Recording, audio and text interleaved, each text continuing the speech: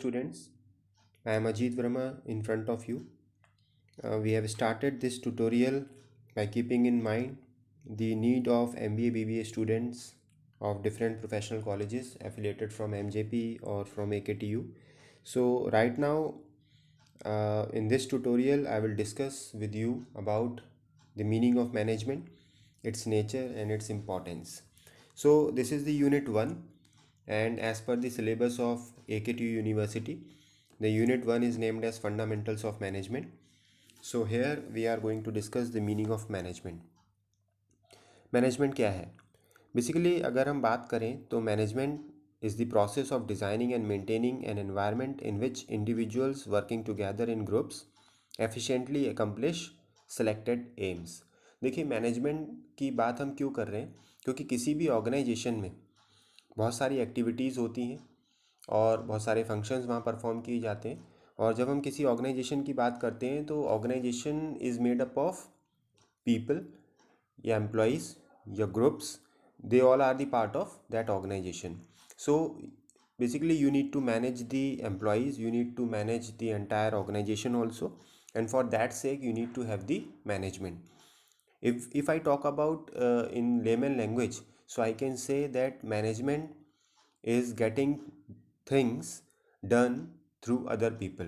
यानी कि मैनेजमेंट दूसरों के द्वारा हेल्प करके या मैनेज करके किसी कार्य को करना मैनेजमेंट कहलाता है। ठीक है, तो मैनेजमेंट, अब क्वेश्चन ये आ रहा है कि मैनेजमेंट क्या नई बात है या ये एक पुराना कॉन्सेप्ट है। तो मैं आपको बता दूं कि management is not new, but जब से हमने रहना सीखा है सिविलाइज तरीके से, ऑर्गेनाइज तरीके से, शायद तभी से हम मैनेजमेंट की बात कर सकते हैं।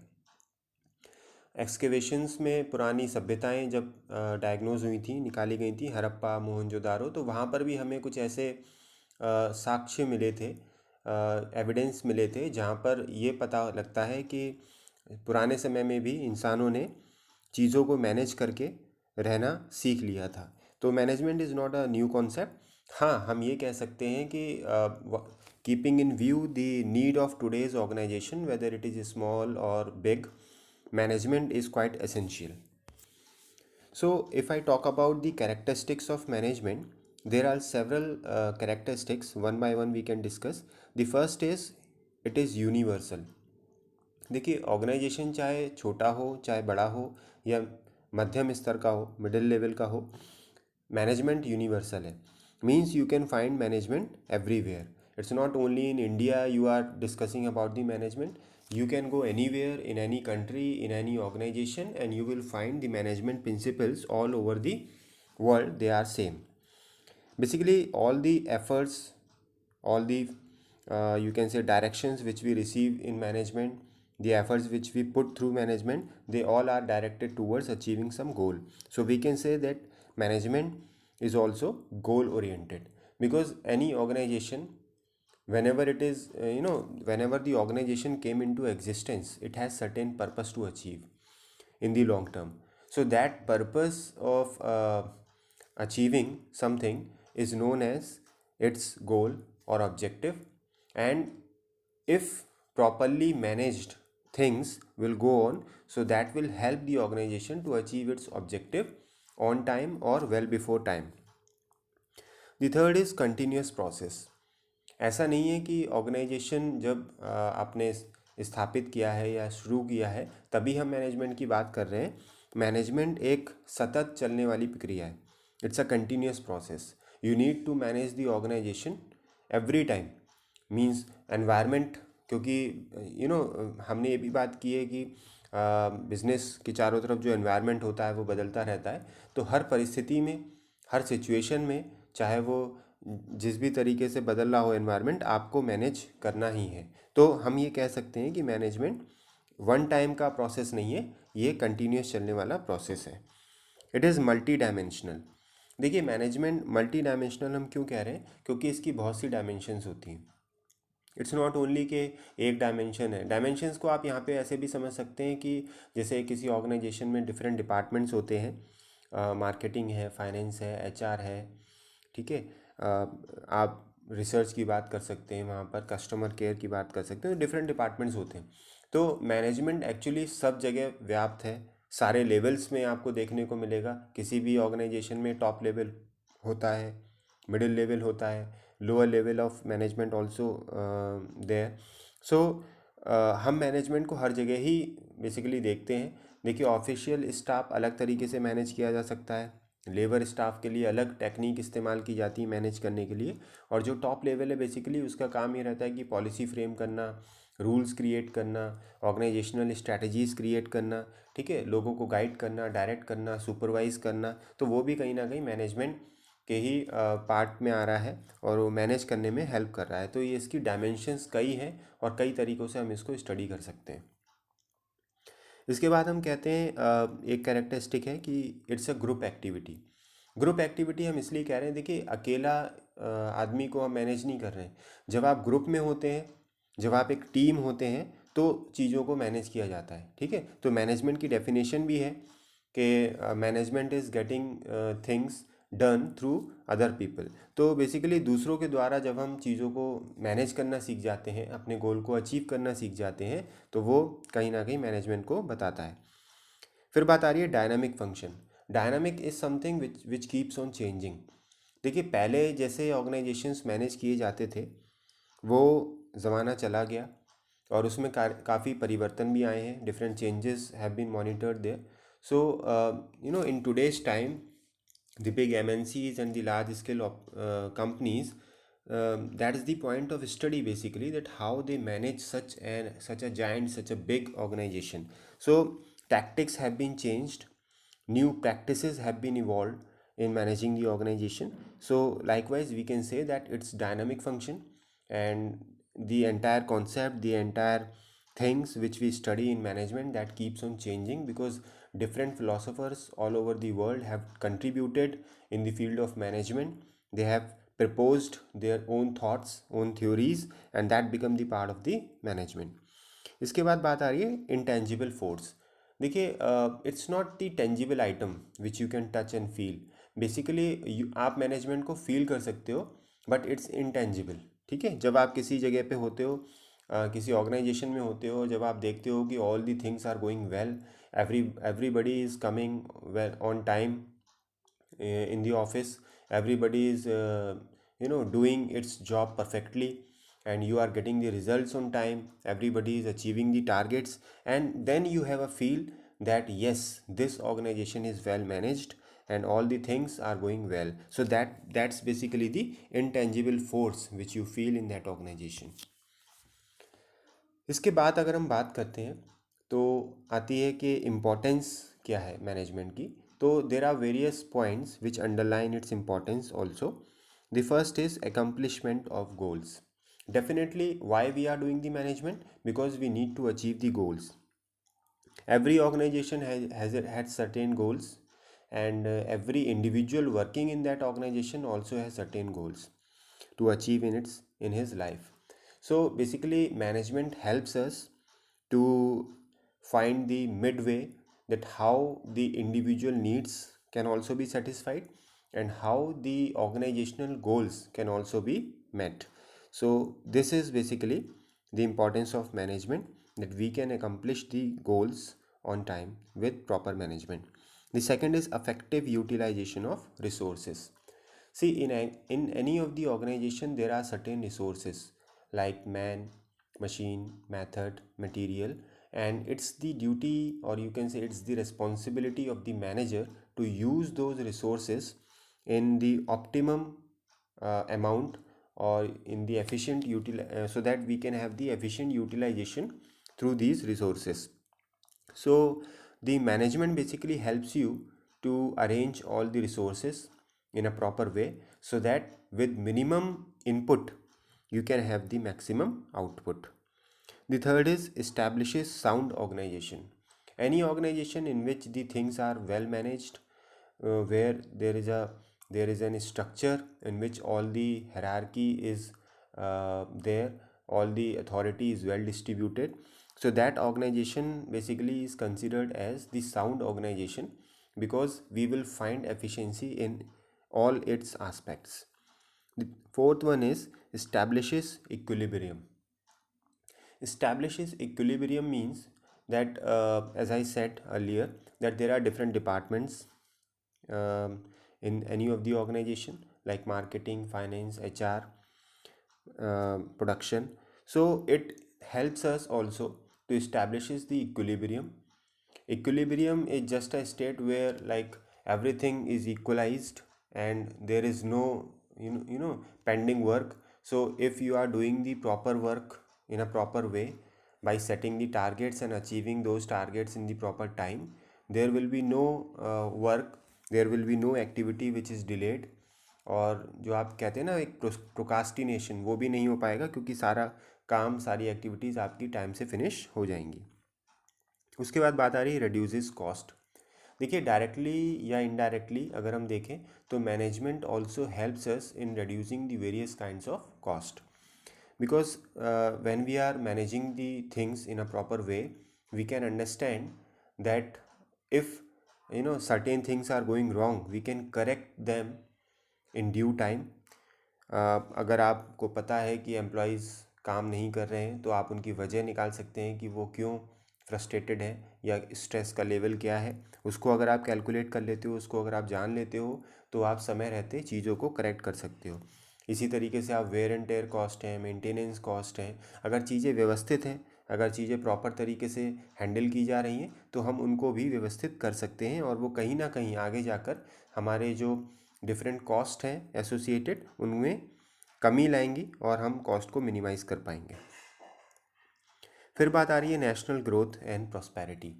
देखिए जब ऑर्गेनाइजेशन अपने गोल्स को अचीव करता है, जब कोई कंपनी अच्छा करती है, प्रॉफिट अर्न करती है, so definitely it contributes in the GDP of the country also. And in the longer aspect if we see that if all the companies are doing well, definitely the progress of country will be there in the longer term, in long term you can say. उसके बाद बात आती है cordial industrial relations and competitive strength. एक organisation जो well managed है, proper तरीके से चीज़ों को व्यवस्थित करके चल रहा है, उसके आप देखेंगे कि आगे जाके जो इंडस्ट्रियल रिलेशंस हैं वो बहुत मजबूत होते हैं। जैसे इंडस्ट्रियल रिलेशंस में दूसरी इंडस्ट्रीज़ के साथ कोई ना कोई सप्लायर होगा, कोई उसका कस्टमर होगा। इसी तरीके से डिफरेंट ट्रेड यूनियंस हैं जो उस इंडस्ट्री का पार्ट है, जहाँ से आप जो एम्प्लॉयज़ हैं या लेबर ले रहे हैं और उनसे उनको अपने मदद के लिए या प्रॉफिट के लिए इस्तेमाल कर रहे हैं और सामंजस्य भी लेके चल रहे हैं, मैनेज भी करके चल रहे हैं, तो कहीं ना कहीं वो एक आप एक स्ट्रेंथ के रूप में भी डेवलप हो रही है आपकी, क्योंकि आप स्पेशलाइज्ड हो रहे हो सर्टेन एक्टिविटीज़ में और वो आगे जाके आपको डेफिनेटली हेल्प करेगा। तो इसलिए भी मैनेजमेंट इम्पॉर्टेंट है। अब आइए बात करते हैं नेचर क्या है मैनेजमेंट का। तो इसमें सबसे पहले है management is as old as civilisation.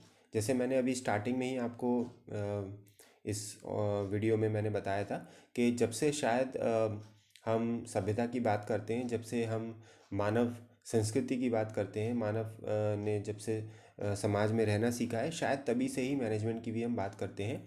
और ऐसे बहुत से प्रूफ हैं, ऐसे बहुत से एविडेंसेस हैं जो आपको ये बताते हैं कि हमने ऑर्गेनाइज तरीके से रहना कब से सीखा है। तो मैनेजमेंट को हम कह सकते हैं कि ये जितनी शायद हमारी पुरानी सभ्यता है, सिविलाइजेशन जितना पुराना है, उतना ही पुराना हमारा मैनेजमेंट है। फिर बात आ रही है differentiating factor between civilised and uncivilised society. You can treat management as a factor which underline the difference between the managed one and the unmanaged one. आप देखते हैं जब किसी आप अर्बन एरिया में जाते हो, किसी सिटी में जाते हो, और जब आप किसी रूरल एरिया में जाते हो, तो आप क्या डिफरेंस पाते हो कि अर्बन एरिया में सारी चीज़ें व्यवस्थित हैं, ठीक है, वहाँ पर प्रॉपर इंफ्रास्ट्रक्चर डेवलप है, पीने के लिए पानी, रोड्स, रेलवेज़, ठीक, सारे departmental stores, malls, shops, apartments, colonies, सब तरीके से व्यवस्थित रहते हैं। लेकिन जब आप एक रूरल एरिया में जाते हो तो यही चीज़ें वहाँ पर व्यवस्थित नहीं है। तो हम ये भी कह सकते हैं कि क्योंकि वहाँ पर प्रॉपर मैनेजमेंट नहीं है, और ये एक डिफरेंशिएटिंग फैक्टर है कि हम कह सकते हैं कि वो सिविलाइज्ड हैं या अनसिविलाइज्ड हैं। तो इस तरीके से भी हम मैनेजमेंट का नेचर यहाँ पर निकाल सकते हैं या बता सकते हैं। फिर थर्ड पॉइंट जो है, earliest practices were a set of rules and regulations grew out of experiences of government and commercial organizations। Generally जो पहले प्रैक्टिसेस मैनेजमेंट में होती रही हैं या आज के समय में जो बदलाव हुए हैं वो एक तरीके से सीख कहा जाएगा, एक तरीके से लर्निंग फेज़ कहा जाएगा डिफरेंट गवर्नमेंट ऑर्गेनाइजेशंस के लिए और कंपनीज़ के लिए भी, क्योंकि उन्होंने जैसे जैसे मैनेज करना सीखा चीज़ों को आगे जाकर और उनमें बदलाव करते गए, तो आज की डेट में जो भी मैनेजमेंट आप देख रहे हैं किसी बड़ी कंपनी के द्वारा या गवर्नमेंट के द्वारा, वो उन्हीं के ही लर्निंग एक्सपीरियंसेस का पार्ट है। यानी कि उन्होंने सुधारात्मक चीज़ें की और अपने पुराने अनुभवों से, पुराने एक्सपीरियंसेस से सीखा और नया करते गए। तो आज की डेट में जो भी मैनेजमेंट आप देख रहे हैं वो उसी का ही पार्ट है, जो सीखा गया है एक्सपीरियंसेस से। Development of trade and commerce led to development of management principles. देखिए, पिछले कुछ समय में बहुत ज़्यादा डेवलपमेंट आया है ट्रेड में, कॉमर्स में, ऑनलाइन प्लेटफॉर्म्स डेवलप होने में, सर्विस सेक्टर में, और विश्व व्यापार बढ़ा है कहीं ना कहीं। तो मैनेजमेंट प्रैक्टिसेस भी बढ़ी हैं, क्योंकि ऐसे ऑर्गेनाइजेशंस आए हैं जो कई देशों में एक साथ व्यापार कर रहे हैं, एक साथ ट्रेड कर रहे हैं, जिसको हम कहते हैं मल्टीनेशनल कॉरपोरेशंस। आप अगर इंडिया में ही देखें तो कई सारे एमएनसीज हैं जो अपने उत्पाद बेच रहे हैं, और कहीं ना कहीं वो ऐसे मैनेजमेंट प्रैक्टिसेस को फॉलो कर रहे हैं कि इतने बड़े अंडरटेकिंग को, इतने बड़े कंपनी को वो चला पाने में सक्षम है। फिर है study of management evolve along with modern organisation. Generally जैसे मैंने अभी कहा था कि पहले इतना मैनेजमेंट को वेटेज नहीं मिलता था, लेकिन आज की डेट में हम मैनेजमेंट हर चीज़ में जोड़कर देख रहे हैं। हर चीज़ में आप मैनेजमेंट पाते हैं। फॉर एग्ज़ाम्पल, आप प्रोडक्शन की बात करते हैं तो प्रोडक्शन मैनेजमेंट की बात करते हैं। आप मार्केटिंग अगर देखते हैं तो मार्केटिंग मैनेजमेंट है। ह्यूमन रिसोर्स की बात करते हैं तो ह्यूमन रिसोर्स मैनेजमेंट भी है। फाइनेंस की बात करते हैं तो फाइनेंशियल मैनेजमेंट भी है। तो ये सारी चीज़ें जैसे डिपार्टमेंटेशन हुआ है किसी ऑर्गेनाइजेशन में, और उसके बाद जितने भी मॉडर्न ऑर्गेनाइजेशंस आज की डेट में वर्किंग में हैं, वो कहीं ना कहीं इसके स्टडी को और महत्व देते हैं, और मैनेजमेंट किस तरीके से किया जाए, मैनेजमेंट किस तरीके से किया जाना चाहिए, इस चीज़ को और ज़्यादा फोकस करके चलते हैं। उसके बाद बात आती है grown into a dynamic subject with its own special characteristics. Generally जो मैनेजमेंट आज की डेट में है वो खुद का एक अपना पूरा एक, जिसे कह सकते हैं हम स्टडी ऑफ लाइन है, एक पूरा विषय है पढ़ने के लिए, और अपने इसमें खुद के थ्योरीज़ हैं, खुद के प्रिंसिपल्स हैं मैनेजमेंट में। और जनरली हम कभी ये भी कहते हैं कि मैनेजमेंट इज़ साइंस और आर्ट। तो यहाँ पे मैं आपको बता दूँ इट्स बोथ, क्योंकि मैनेजमेंट करने के लिए हम साइंटिफिक चीज़ों का, ये साइंटिफिक कॉन्सेप्ट्स का भी सहारा लेते हैं, लेकिन हाँ, उसको जब आप अप्लाई करते हो so that's an art. So it depends upon people to people that how they manage different things, so because that's an art. तो यहाँ पर ये बात क्लियर हो रही है कि ये डायनामिक सब्जेक्ट है, चीज़ें बदलती रहती हैं। अभी बहुत सी थ्योरी जिसमें हमने पढ़ेंगे या आगे सब्जेक्ट में डिस्कस करेंगे वो बदली हैं, और उनमें क्या चेंजेस आए हैं वो भी धीरे धीरे हम आगे के ट्यूटोरियल्स में जानेंगे। अब यहाँ पर थोड़ा सा हम बात करते हैं लेवल्स ऑफ मैनेजमेंट की। तो मैं आपको बता दूं कि जैसे आप पिरामिड स्टाइल में यहाँ पे देख पा रहे हैं अपने स्क्रीन पर, 3 टुकड़ों में हम मैनेजमेंट के लेवल्स को बात कर सकते हैं या बांट सकते हैं। सबसे पहले है लोअर लेवल मैनेजमेंट, जो आप देख रहे हैं पिरामिड की शेप में है, ट्रायंगल की शेप में है, और सबसे ज़्यादा आप देख रहे हैं इसमें बेस कवर है, यानी सबसे ज़्यादा एरिया बेस में कवर है। क्यों? क्योंकि सबसे ज़्यादा जो फोर्स होती है, सबसे ज़्यादा जो ऑर्गेनाइजेशन में लोग होते हैं वो इसी पर्टिकुलर लेवल में आपको मिलेंगे। वर्कर्स हैं, लेबर्स हैं, फोरमैन हैं, सुपरवाइज़र्स हैं, सिलेक्शन सेक्शन ऑफिसर्स हैं, सुपरिटेंडेंट्स हैं। ये बेसिकली लोअर लेवल मैनेजमेंट का पार्ट है। और जनरली ये मशीनों, ये जो आप कह सकते हैं कि मैन्युफैक्चरिंग में जनरली रहेंगे, या lower level blue collar employees भी हम इनको जनरली कहते हैं। ठीक है, तो ये मशीनों पे काम करने वाले हैं लेबर, जहाँ प्रोडक्शन हो रहा है वहाँ पर है। और सबसे ज़्यादा, क्योंकि ये नहीं होंगे तो आप प्रोड्यूस भी नहीं कर सकते, ऑर्गेनाइजेशन कोई भी मैन्युफैक्चरिंग नहीं कर पाएगा। तो lower level of management basically ये है। उसके बाद बात आती है मिडिल लेवल मैनेजमेंट की, जो एक क्लर्क्स हैं बेसिकली, जो प्रोडक्शन मैनेजर है, सेल्स मैनेजर है, या पब्लिक रिलेशन मैनेजर है, जो नीचे लोअर लेवल मैनेजमेंट को भी देख रहे हैं, सुपरवाइज कर रहे हैं। और आप देख पा रहे हैं ये ऑरेंज कलर से यहाँ पे दिखाया गया है। तो ये ग्रीन कलर यानी कि जो लोअर लेवल है उसकी अपेक्षाकृत यहाँ पर ये कम स्टाफ की ज़रूरत है उसको मैनेज करने के लिए। सबसे कम आप देख रहे हैं यहाँ पर जो येलो पोर्शन है, जो टॉप लेवल मैनेजमेंट है वो सबसे कम है। उसका अगर हम देखें एरिया वाइज, तो board of directors, chief executive, general manager, ये किसी भी कंपनी में, किसी भी ऑर्गेनाइजेशन में टॉप लेवल पे होते हैं। और इनका जो काम होता है, जो उद्देश्य होता है, वो पूरे ऑर्गेनाइजेशन को मैनेज करना, स्ट्रैटेजीज़ बनाना, पॉलिसीज़ फ्रेम करना, रूल्स बनाना। ठीक है, तो और सारे जो मिडिल लेवल मैनेजमेंट है, जो लोअर लेवल मैनेजमेंट है, उस तक प्रॉपर चीज़ें कम्युनिकेट करना, उनकी समस्याओं को सुनना, उसको रेक्टिफाई करना और आगे अपने बिजनेस को बढ़ाना। ये सारे काम जो बेसिकली हैं वो टॉप लेवल मैनेजमेंट के द्वारा किए जाते हैं। तो जनरली किसी भी ऑर्गेनाइजेशन में हमें ये तीनों ही जो लेवल्स हैं मैनेजमेंट के, वो देखने को मिलते हैं। तो बच्चों, इसी के साथ ये ट्यूटोरियल यहाँ पे मैं ख़त्म करता हूँ। आगे के ट्यूटोरियल में फिर बात करेंगे। तब तक के लिए थैंक यू।